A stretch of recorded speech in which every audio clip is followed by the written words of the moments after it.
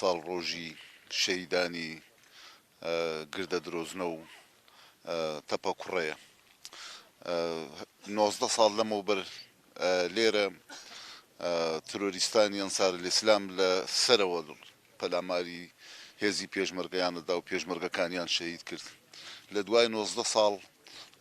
ئەوا دەبینین دژایەتیکردنی گەلی کورد و هێزی پێشمەرگە بەردەوامە لە ڕۆژانی ڕابردوو هەر هەمان تێرۆریستان لە کوڵەجۆ و لە کفری و لە قەرەچووخ پەلاماری هێزی پێشمەرگە دەدەن و ڕۆڵەکانی ئەم گەلە و ئەم هێزە بەرگریکارە لە گەلی کورد و کوردستان شەهید دەکەن ئەوەی ئێمە خۆمان تێدا بووین ئەو مێژوەی کە بینیمان و تێپەڕمان کردووە ئەوەی کە خوێندومانەتەوە بە درێژایی ئەم مێژوە گەلی کورد لەژێر هەڕەشە و کوشتن و بڕیندا بووە پەلاماری جیاواز بە ڕووداوی جیاواز و حرەکەتی جیاواز دژایەتی گەلی ئێمە کراوە ئەمڕۆ ئێمە هاتوین بۆ ئەم شوێنە کە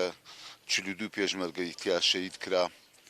لە ساڵی 2002 و لەم ڕۆژەدا لەم شەوەدا کە شەوی جەژنی ڕەمەزان بوو